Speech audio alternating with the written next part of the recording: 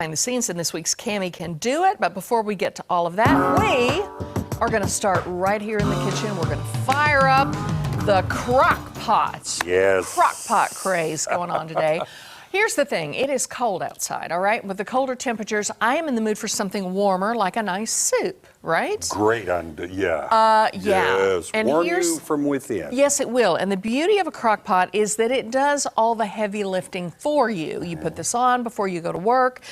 Actually, I just put this on a couple of hours ago. You could do this on the stovetop a lot faster, but again, let the crock pot do the heavy lifting for you. We're going to do a sort of a Mediterranean lemon soup with a little cheese tortellini, right? How does that sound? That sounds real good, actually. Okay. It is healthy, it is bursting with flavor, and it is stupid easy, meaning even you could make it work. What? Yeah. Ah, cool. All right, we're going to look at the main ingredients here.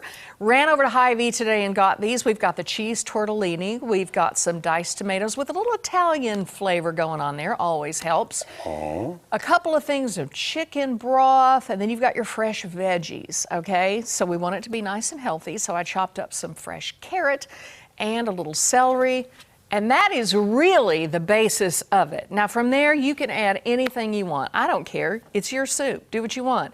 I added a little bit of oregano. Dried is always good in soup. Okay. I added a little bit of garlic. Garlic salt, if you add that, beware because it is salt. Yes, and it will add to the saltiness. So I ended up adding... Garlic is always good. Garlic is always good. Yeah, That's but good you know, for you too. This was not a low sodium chicken broth that I added. By the way, you could make it a vegan, or not a vegan necessarily, but you can make it a vegetable, like a vegetarian friendly if you use like just a vegetable broth. Right. All right, so now here's the thing. All of this has been simmering for probably a couple hours. Go ahead and take the lid off that for me if you would. I hope this doesn't shoot across the studio. Oh, it won't. If it does, Jamie won't mind, I'm sure.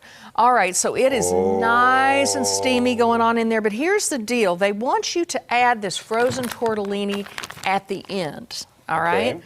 So we're going to add it now, but because it is frozen, it needs a little time to cook. Yes. Okay, so you want to add that in there? Sure. All that of way, it? yeah, if you splatter it on you, it is not my problem. Yeah. It is, however, my problem if you splatter it on me. I figured that. There you go. So we're going to add that in. It's going to add. Me work. Oh, and it's going to be good. But you know, you could add any kind of tortellini you want. You don't have to do cheese. You don't have to do. You could add orzo pasta if you'd rather. Ooh, that would be good. A little orzo soup. Do I mix it up? Or leave it sit? You can, but we're going to put the fresh spinach in there too.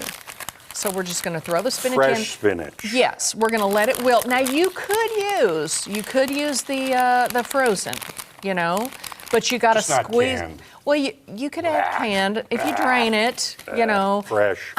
Fresh is best. Yes, all right. it is. So now let's just stir this up just a little bit. All right. And we're going to let that spinach wilt down. And we're going to let that cook up, and it's going to be really good. And we're going to have this, we're going to plate it up at the end of the show because, again, we got to let it kind of, you know, get the tortellini cooked. Let me put one more handful of spinach. Now, I did not add chicken just because I really didn't have any around. And I thought, you know what, let's just make this kind of a veggie thing today. Yeah.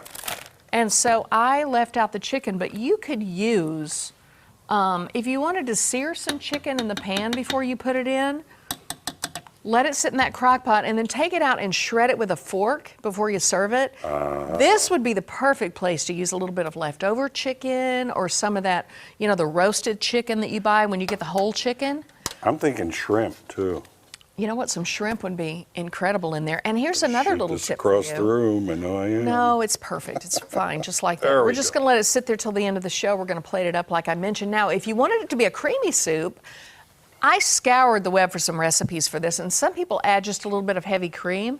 Sure. Other people take some cream cheese, like a block of cream cheese. Oh, yeah. Chop it up and throw some of that in there, and it'll just melt down and make it a nice, creamy, dreamy sort of chicken. You could probably put any kind of softer cheese in this, and it would add your own taste. You could, and what I would do is add a little cheese shredded on the top at the end when you serve it, because I like that. Oh, yeah. There's a little cheese on top of the soup. Me too. So anyway, or two. You know it. Oh, that makes it good. All right, so we're going to let that hang out, and then we're going to try it at the end of the show.